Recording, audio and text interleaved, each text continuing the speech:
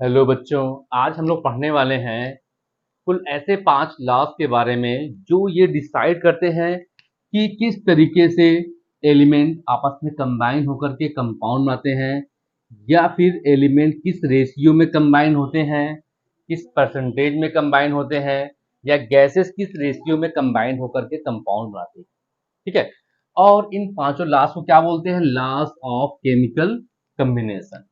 Okay. तो हम आज ऐसे 5 लास्ट के बारे में पढ़ने वाले हैं जो हमें ये बताने वाले हैं कि किस तरीके से एलिमेंट कंबाइन होकर के कंपाउंड बनाते हैं या फिर एलिमेंट किस रेशियो में कंबाइन होते हैं, किस परसेंटेज में कंबाइन होते हैं या गैसेस किस रेशियो में कंबाइन होकर के कंपाउंड का फॉर्मेशन करती हैं। तो इन लॉज को ही क्या बोलते हैं? Laws of chemical combination. ठीक है। तो सबसे पहला हमारा लॉ क्या है? Law of conservation of mass, जिसे हम लोगों ने क्लास 9th में पहले से ही पढ़ा हुआ है। ओके। तो हमारी पहली हेडिंग क्या है? Law of mass conservation. ठीक है। तो इस लॉ को जो है किसने दिया था? एंटोनी लेवोइजियर ने दिया था। ओके। कब दिए थे? 1789 में। ध्यान रखिएगा कि लॉ ऑफ कंजर्वेशन ऑफ मास क्या बताता है हमको कि जो है, सपोज कीजिए कि आपके पास एक सबस्टेंस है जो ए है और दूसरा सबस्टेंस कौन है? बी। और ये दोनों आपस में कंबाइन होकर के प्रोडक्ट बनाते हैं ए बी। यानी कि रिएक्टेंट ए और बी आपस में कंबाइन होकर के प्रोडक्ट हमें क्या देते हैं? A B. तो अगर हम इनके मास के बारे में बात करेंगे तो ए का मास प्लस बी का mass is equal A B का mass. Okay. Law of conservation of mass हमें क्या बताता है कि mass can not be created nor be destroyed, only change one form to another form. कहने का मतलब ये है कि जो रिएक्टेंट का मास होता है वही प्रोडक्ट के मास में कन्वर्ट होता है। ओके।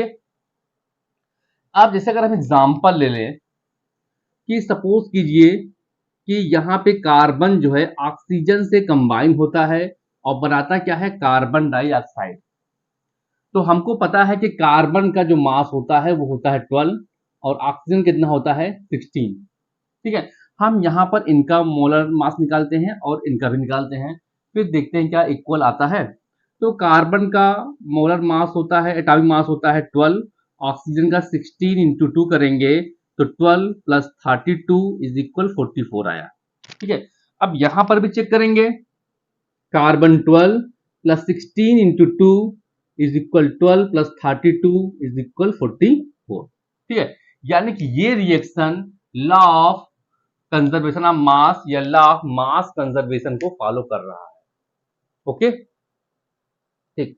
अब सपोज कीजिए कि हमारे पास एक क्वेश्चन है, ठीक है, जिसमें ये बोला गया है कि 100 ग्राम CaCO3 क्या होता है? डिकम्पोज होता है और बनाता क्या है? बना रहा है 60। सपोज कीजिए ये आपका 100 ग्राम जो है कैल्शियम कार्बोनेट डिकम्पोज होकर के जो है, सपोज कीजिए कि बनाता है 60 ग्राम जो है CaO और 40 ग्राम क्या बनाता है? CO2। ठीक है। तो अब क्या करना है कि आपको इस डाटा से ये प्रूव करना है कि ये जो है डाटा आपको दिया गया है ये लॉ ऑफ कंजर्वेशन ऑफ मास को प्रूव कर रहा है। तो क्या करेंगे? सबसे पहले आप ये लिखेंगे CaCO3 is equal CaO plus CO2। Okay. अब क्या देख पा रहे हैं? ये कितना था? कैल्शियम कार्बोनेट 100 ग्राम। ठीक है। और फिर क्या बोल रहा है कि कैल्शियम ऑक्साइड कितना है? 60 और कार्बन डाइऑक्साइड कितना है? 40। ठीक है। अब इन दोनों को अगर हम ऐड करते हैं तो फिर से हमको 100 ग्राम यहाँ पर मिल जा रहा है। यानी कि 100 ग्राम आपका रिएक्टेंट था तो प्रोडक्ट भी कितना बना है? 100 ग्राम। यानी कि ये एग्जांपल जो है लॉ ऑफ कंजर्वेशन ऑफ मास को प्रूव कर रहा है। ओके। तो अगर आपको इसकी डिफिनेशन लिखनी है तो हम उसकी डिफिनेशन भी बोर्ड पर लिख दे रहे हैं ताकि आप उसको नोट कर सकें।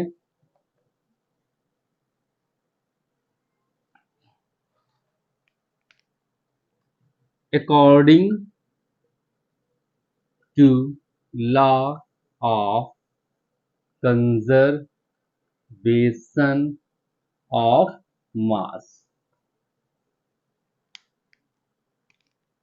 mass cannot be created nor be destroyed, only change one form to another. Okay यानी कि जो है मास को हम ना ही बना सकते हैं ना ही डिस्ट्रॉय कर सकते हैं, केवल और केवल इसे एक फॉर्म से दूसरे फॉर्म में कन्वर्ट कर सकते हैं। ओके ध्यान रखिएगा ये जो लॉ है केवल आइसोलेटेड सिस्टम पर ही फॉलो होता है। ठीक है, वैसे अगर हम जो है प्रैक्टिकली कोई भी एक्सपेरिमेंट करते हैं तो कुछ मास हमारा क्या होता है हीट में कन्वर्ट हो जाता है कि नहीं। ओके इस तरीके से हमारा law of mass conservation clear हुआ। अब हम पढ़ने वाले हैं सेकेंड लॉ के बारे में, लॉ ऑफ कांस्टेंट प्रोपोर्शन या फिर लॉ ऑफ डिफिनिट प्रोपोर्शन। ध्यान रखिएगा लॉ ऑफ डिफिनिट प्रोपोर्शन को लॉ ऑफ कांस्टेंट प्रोपोर्शन भी कहते हैं। लॉ ऑफ कांस्टेंट प्रोपोर्शन भी इसे कहा जाता है। और इस लॉ को किसने दिया था? जोसेफ प्राउस्ट ने। कब दिए थे? 1797 में। ठीक है, इन्होंने क्या बताया कि कोई भी कंपाउंड हो वो किसी भी मेथड से प्रिपेयर किया गया हो या फिर किसी भी सोर्स से पाया गया हो, उसमें जो अलग अलग एलिमेंट होते हैं उनका जो रेशियो होता है वो फिक्स होता है।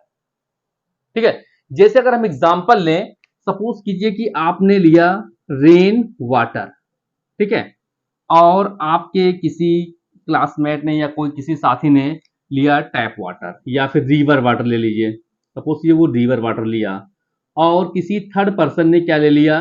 सी वाटर। ठीक है, तो ध्यान रखिएगा आपके पास वाटर का कुल 3 सैंपल है, rain water, river water and sea water. तो ध्यान रखिएगा वाटर का जो केमिकल फार्मूला होता है वो हमेशा H2O ही होता है। ठीक है, वो कहीं से भी वाटर आपको मिले उसका फार्मूला क्या होने वाला है? H2O। अब अगर हम जो है तीनों ही वाटर में हाइड्रोजन और ऑक्सीजन का रेशियो निकालें, हाइड्रोजन इस टू ऑक्सीजन, हाइड्रोजन इस टू ऑक्सीजन, हाइड्रोजन इस टू ऑक्सीजन का रेशियो का निकालेंगे तो हमको पता है कि हाइड्रोजन का एटॉमिक मास 1 होता है, बट है कितना? 2, तो 2 से मल्टीप्लाई करेंगे।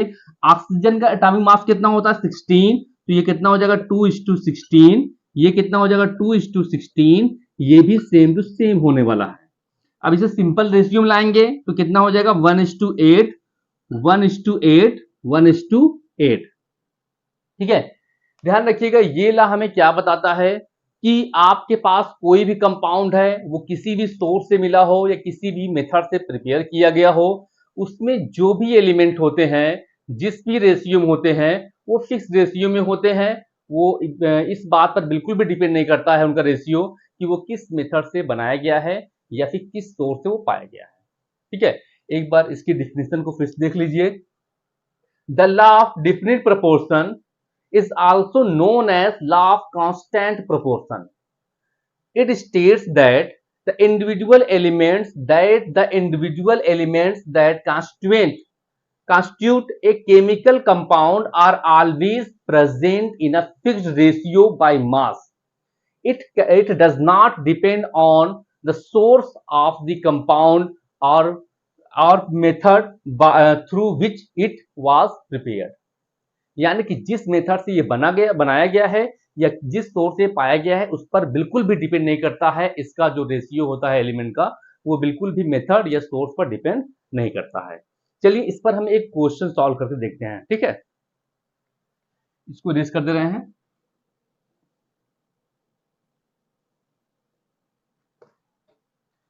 अब सपोज कीजिए कि एक क्वेश्चन दे रहे हैं आपको।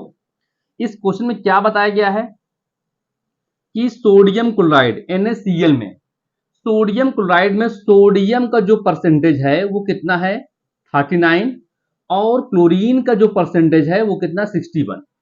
सपोज कीजिए कि आपको एक सोडियम क्लोराइड का सैंपल दिया गया है जिसमें सोडियम कितना है 39% और क्लोरीन कितना है 61%।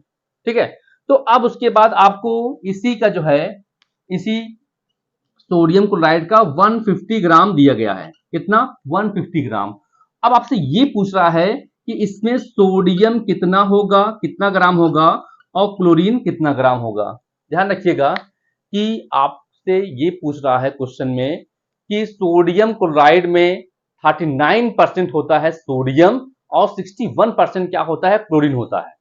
ठीक है, तो अब उसके बाद आपसे बोल ये रहा है कि अगर आपको 150 ग्राम का कोई सैंपल दिया जाए सोडियम क्लोराइड का तो बताना ये है कि इस 150 ग्राम में सोडियम कितना ग्राम होगा और क्लोरीन कितना ग्राम होगा। ओके, चलिए अब इस क्वेश्चन को सॉल्व करते हैं और हम ला लगाने वाले हैं लॉ ऑफ डेफिनिट प्रोपोर्शन। ठीक है, ध्यान रखिएगा जो रेशियो इस सोडियम क्लोराइड में सोडियम और क्लोरीन का है वही रेशियो जो है इस 150 ग्राम सोडियम क्लोराइड में भी हम अप्लाई करेंगे। ठीक है, तो सबसे पहले क्या निकालेंगे ग्राम ऑफ सोडियम। ठीक है, सबसे पहले हम सोडियम का ही मास निकालते हैं। तो ध्यान रखिएगा सोडियम कितना परसेंट है 39 इंटू कितना कर देंगे 150। तो अब इसको हम सॉल्व करेंगे। ये 0 से 0 कैंसिल हो गया। ठीक है, तो अब क्या करेंगे 15 से मल्टीप्लाई कर देंगे 39 में। 15 9 का कितना हुआ 135 बचा कितना यहाँ पे 13। अब 15 का 3 में करेंगे 45 होगा 45 और उसके बाद ये 58 हो गया। अब अपान कितना कर देंगे 10 से डिवाइड कर देंगे 58.5 ग्राम आ गया। ठीक है, यानी कि जो है सोडियम जो है कितना आ गया 58.5 ग्राम। अब क्या निकालेंगे ग्राम ऑफ क्लोरीन। अब क्लोरीन का मास निकालेंगे तो कितना हो जाएगा 61/100 इंटू 150। ठीक है, अब पहला काम क्या करेंगे इस 0 से 0 को कैंसिल किए। अब 15 का मल्टीप्लाई पहले किस में करेंगे 1 में, तो कितना हो जाएगा 15 1 जा 15 यहाँ 5 लिखे आपके पास कितना बचा 1। अब 15 से 6 में करेंगे तो कितनी टाइम जाएगा कितना कितना हो जाएगा 15 6 जा 90 और ये 91। ठीक है, अपान 10 करेंगे तो कितना हो जाएगा 91.5 ग्राम। यानी कि अगर जो है सोडियम क्लोराइड का 150 ग्राम है तो इसमें सोडियम कितना होगा 58.5 ग्राम और क्लोरीन कितना होगा 91.5 ग्राम। ठीक है, तो ये ला अच्छे से क्लियर हो गया होगा। तो एक बार हम इस ला को फिर से एक्सप्लेन करने वाले हैं। This law was given by Joseph Proust in 1797। This law is also known as constant proportion. This law is state that the elements present in any compound in a fixed ratio, it does not depend on the source and method by which it prepared. Okay, यानी कि जो है कोई भी compound है उसमें जो भी एलिमेंट हैं उनका जो रेशियो होता है वो फिक्स होता है, वो किस सोर्स से मिल रहे हैं या किस मेथड से बनाए जा रहे हैं उस पर बिल्कुल भी डिपेंड नहीं करता। ओके, ठीक है, अब हमारा थर्ड लॉ क्या है law of multiple proportion. Law of multiple proportion इस लॉ को किसने दिया था जॉन डाल्टन ने दिया था। कब दिए थे 1803 में। ठीक है, थर्ड लॉ क्या है हमारा लॉ ऑफ मल्टीपल प्रोपोर्शन। देखिए नाम से ही लग रहा है मल्टीपल मतलब कि जो एलिमेंट्स हैं वो कंबाइंड होकर के जो है एक से ज्यादा कंपाउंड बनाने वाले हैं। तो इस लॉ में हमें क्या बताया गया है कि जब भी दो एलिमेंट्स आपस में कंबाइंड होकर के दो या उससे ज्यादा कंपाउंड बनाते हैं तो जो फर्स्ट सेकेंड एलिमेंट होता है वो क्या होता है जो सेकेंड एलिमेंट होता है फर्स्ट एलिमेंट से कंबाइन होता है तो उसका जो रेशियो होता है वो सिंपल फॉर्म में होता है या सिंपल होल नंबर्स में होता है। एग्जांपल क्या देखते हैं, सपोज कीजिए कि आपके पास एक एलिमेंट कार्बन है और दूसरा क्या है ऑक्सीजन। एक बार लॉ को फिर समझिएगा कि अगर दो एलिमेंट आपस में कंबाइंड होकर के एक से ज्यादा कंपाउंड बनाते हैं, तो जो दूसरा वाला एलिमेंट होता है, दोनों ही कंपाउंड में उसका जो रेशियो होता है वो सिंपल होल नंबर में होता है। ठीक है। अब मेरे पास दो एलिमेंट है, कार्बन है और दूसरा क्या है, ऑक्सीजन। तो ये दोनों आपस में कंबाइंड होकर सबसे पहले बनाते हैं कार्बन मोनोऑक्साइड और फिर कंबाइंड होकर बनाते हैं कार्बन डाइऑक्साइड। ठीक है, कार्बन मोनोऑक्साइड देन और दूसरा क्या है, कार्बन डाइऑक्साइड। तो अगर हम यहां पर देखें तो यहां पर क्या मिलेगा, 12:16 मिलने वाला है। वहां पे देखते हैं तो क्या मिलता है, 12:32। अब देखिए यहां पे ऑक्सीजन का 1 एटम था इसलिए यहां पे 16 लिखा गया है, वहां पर ऑक्सीजन का 2 एटम है इसलिए 16 इंटू 2 इज इक्वल 32 लिखा गया है। अब क्या करेंगे, हम इस दूसरे एलिमेंट का रेशियो निकालेंगे, इसका, ऑक्सीजन का। यहां पर कितना है 16, वहां पे कितना है 32, रेशियो निकालेंगे तो 1:2 कितना आया, 2। ओके, एक और एग्जांपल लेके समझते हैं। अब सपोज कीजिए आपके पास एक एलिमेंट हाइड्रोजन है, दूसरा क्या है, ऑक्सीजन, और ये दोनों कंबाइन होकर के एक कंपाउंड बनाते हैं क्या, H2O, और दूसरा कंपाउंड बनाते हैं क्या, H2O2। पहला तो आपका वाटर है और दूसरा क्या है, हाइड्रोजन परऑक्साइड। ठीक है, वाटर के बारे में तो सब ही जानते होंगे अच्छे से, और ये जो दूसरा कंपाउंड है इसे बोलते हैं हाइड्रोजन परऑक्साइड। ठीक है, इसका यूज कहां करते हैं, इसका यूज करते हैं एज ए एंटीसेप्टिक। जब भी कहीं पर कट जाता है या फुड़िया निकली होती है या कहीं पर घाव हुआ होता है तो उसकी सफाई करने के लिए हम हाइड्रोजन परऑक्साइड का यूज करते हैं। ओके, अब क्या करने वाले हैं कि हम इन दोनों ही कंपाउंड में ऑक्सीजन का रेशियो निकालेंगे। अगर यहां पर देखेंगे तो क्या आएगा, 2:16, यहां पर क्या आएगा 2:32, तो रेशियो क्या बनेगा, 16:32 इज इक्वल 1:2। यहां पर भी रेशियो आपको 1:2 ही का ही मिल रहा है। ओके, तो इस लॉ को फिर से एक बार समझिएगा। इस लॉ में आपको ये बताया गया है कि जॉन डाल्टन ने आपको ये बताया है कि अगर दो एलिमेंट आपस में कंबाइंड हो करके एक से ज्यादा कंपाउंड बनाते हैं तो जो सेकेंड वाला एलिमेंट होता है, जो फर्स्ट से कंबाइन होकर के दो बार कंपाउंड आता है, वो जो है, जो सेकेंड एलिमेंट होता है उसका दोनों ही कंपाउंड में अगर रेशियो निकालेंगे तो सिंपल होल नंबर में आने वाला है।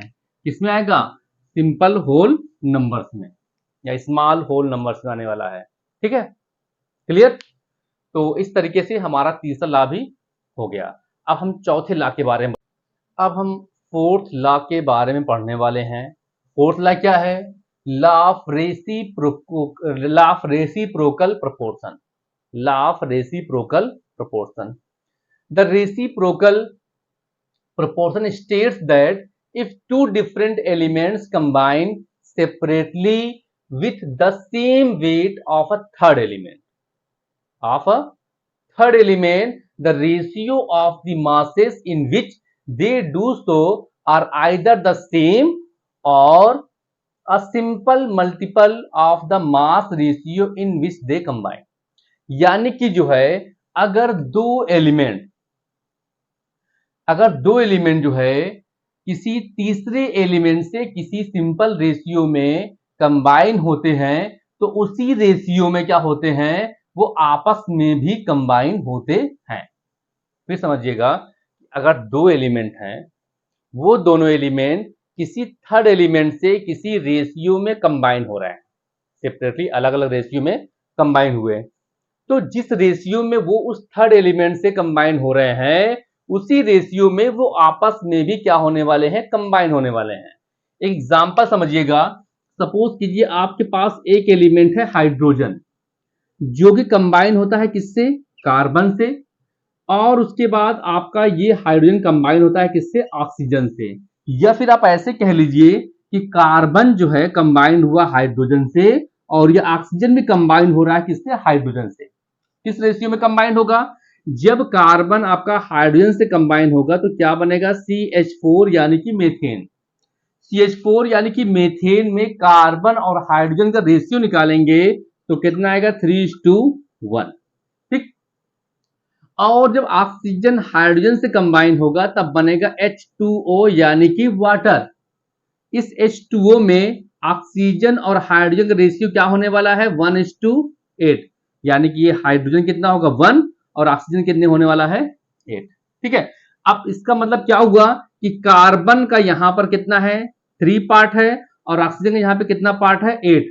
मेरी बात समझिएगा कि यहां पर कार्बन जो है हाइड्रोजन से कंबाइन हुआ है और ऑक्सीजन भी हाइड्रोजन से कंबाइन हो रहा है।